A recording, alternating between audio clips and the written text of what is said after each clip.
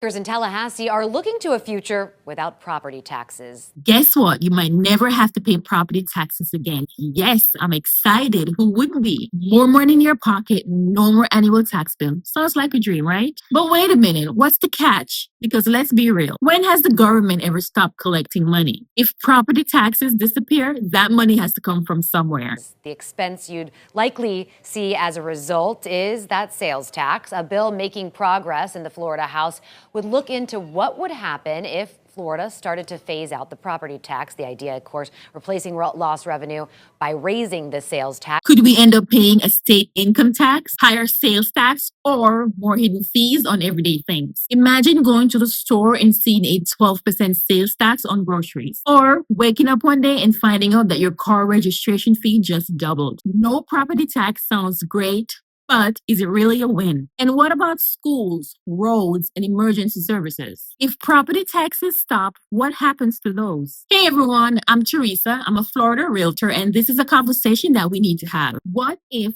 Florida actually gets rid of property taxes? Sounds amazing, but there's a lot to unpack here. So today, we're going to break it all down in this video. How property taxes work, what states are already making changes in 2025, what Florida could look like without them, and most importantly, how you can legally lower your property tax bill right now. And make sure to stick around until the end because I'm going to leave you with some encouragement. Because let's be honest, big changes like these can be stressful.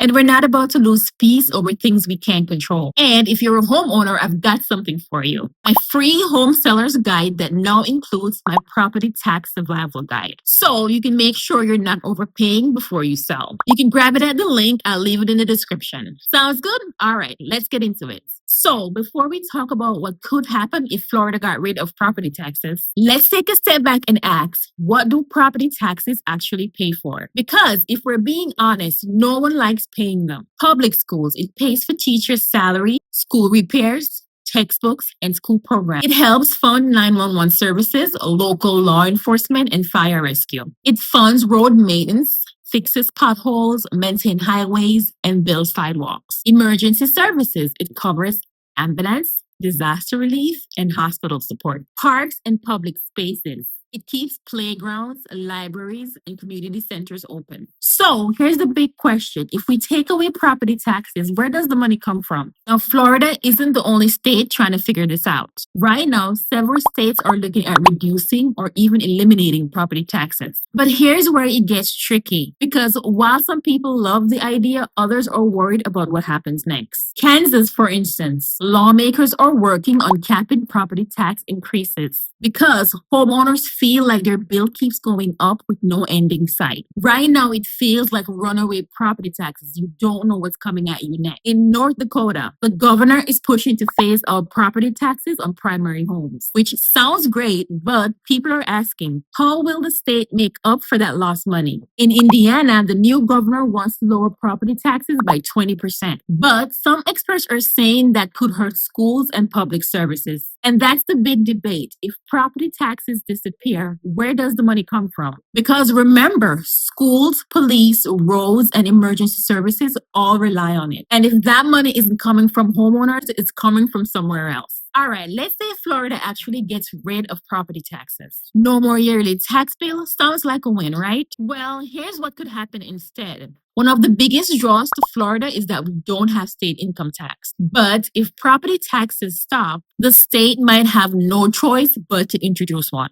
And that means less money in your paycheck every month. If a state income tax doesn't happen, the money has to come from somewhere. And that could mean rising sales tax. Florida's sales tax is around 6% right now. But if the state needs to make up for lost revenue, we could see that jump to 10% or more, making everyday purchases a lot more expensive. And it's not just our wallets that could feel the impact. Schools rely heavily on property taxes for funding. If that money stops, school might see see fewer teachers, larger class sizes, and fewer programs for kids. And it's not just education. Police and fire department also depend on property tax revenue. Without it, we could see fewer officers on the streets, longer 911 response times, and outdated equipment that makes emergencies even more dangerous. Even if the states avoid an income tax or higher sales tax, they still need money to operate. That could mean an increase in hidden fees, things like higher costs for car registration, building permits, and utilities. You might not see a property tax bill anymore, but those extra fees could add up fast. At first, getting rid of property taxes might seem like it could make home ownership more affordable, but it could actually do the opposite. More people could want to move to Florida, creating more demand for homes, which could drive up prices and make it even harder for first-time home buyers to afford a place of their own. And if home prices go up, rent prices will likely follow. If landlords have to cover new taxes or fees, they'll pass those costs on to renters, making it more expensive to live here even if you don't own a home. And it's not just housing that could be affected. Road maintenance and public transportation rely on property tax revenue. And without it, we could see more potholes, worse traffic, and cuts to public transportation. And let's not forget, Florida is no stranger to hurricanes. Without property tax funding, disaster relief efforts could slow down, leaving homeowners with fewer resources to rebuild after a storm. Of course, eliminating property taxes could make Florida even more attractive to people looking to move here. But with more people moving in, costs could rise, traffic could get worse, and communities could be overcrowded. So while getting rid of property taxes might sound like an easy way to save money, the reality is we'll be paying for it one way or another. No, property taxes could attract more people, but that could mean higher cost of living. All right, so let's say we actually wanted to make this happen. Is there a way to eliminate property tax without making everything else more expensive? Well, kind of. There are ideas floating around, but none of them are simple fixes. One option people talk about is replacing property tax with higher sales tax. So instead of homeowners paying a yearly tax bill, the state would collect all of that revenue through everyday purchases. Sounds great if you own a home, right? But here's the catch. Everything you buy could be taxed at a much higher rate. Groceries, gas, clothes, even a cup of coffee could suddenly cost more. Would you rather save money on your house but pay 10 to 12% sales tax on everything else? That's the trade-off. Another idea is to expand gambling and casino taxes. Some states fund public services through casino revenue. So people argue that Florida could do the same thing. If we tax casinos and gaming more heavily, it could bring in a lot of money. But let's be real, is that sustainable? If people stop gambling, that revenue dries up fast. And does Florida even want to rely on gambling to fund the school and the police? And then there's tourism. Florida already makes a ton of money from visitors. So what if we raise hotel taxes, rental car taxes, and theme park fees to make up for the loss of property tax revenue? That way, tourists, not the homeowners, pay more. But here's the flip side. If tourism slows down, so does the money. Plus, businesses could push back hard if they feel these taxes make Florida a less attractive vacation spot. Another idea, taxing luxury purchases more. Instead of spreading out the tax burden, some have suggested targeting big spenders, things like expensive cars,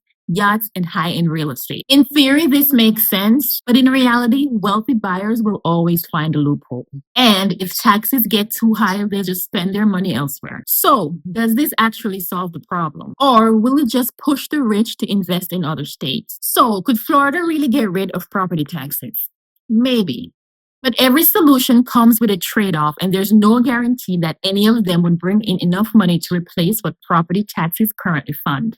At the end of the day, it's not just about removing a tax. It's about making sure that schools, emergency services, and public infrastructure still have the money they need to operate. And that, my friends, is the tricky part. I would love to not pay property taxes. Who wouldn't? But just like you, I don't want to see home prices skyrocket, schools struggle, or emergency services get cut. The truth is, if Florida eliminates property taxes, we need to be ready for the trade-off that will come with it. But while we wait to see what happens, there are things you can do right now to make sure you're not paying more than you should on property taxes. Because, let's be real, if there's a way to lower your tax bill, why not take advantage of it? One of the easiest ways to cut your property tax is to appeal your tax assessment assessment. Every year, the county assesses your home's value, but sometimes they get it wrong, especially if home prices in your area have jumped recently. If your home is valued too high, that means you might be paying more in taxes than you should. You can challenge your assessment, show evidence that your home is worth less than what they claim, and possibly get your tax bill reduced. Another great way to save is through homestead exemption. If Florida is your primary resident, you can apply for a homestead exemption, which lowers the taxable value of your home and saves you money each year. A lot of people don't realize they qualify for this. So if you haven't applied yet, check with your county. And if you're a senior, veteran, or low-income homeowner, some areas offer tax relief programs that could lower or even eliminate part of your property tax bill. It takes a little research,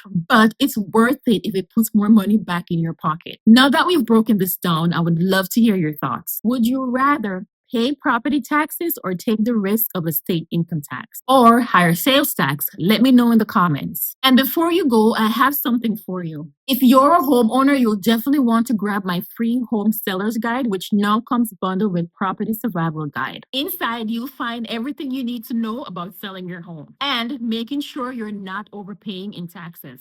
Download it now. Just click the link in the description. And if you found this video helpful, don't forget to like, subscribe for more real estate and home tips. Before I go, let me leave you with a word of encouragement. When big changes are happening around us, it's easy to feel overwhelmed. But Matthew 6:34 says, "Therefore, do not worry about tomorrow, because tomorrow will worry about itself." Each day has enough trouble of its own. Instead of focusing on things that we can't control today, let's focus on what we can. Stay informed, make wise decisions, and trust that everything will work out in the end. Thank you for spending your time with me. God bless, and I will see you in the next video. Bye.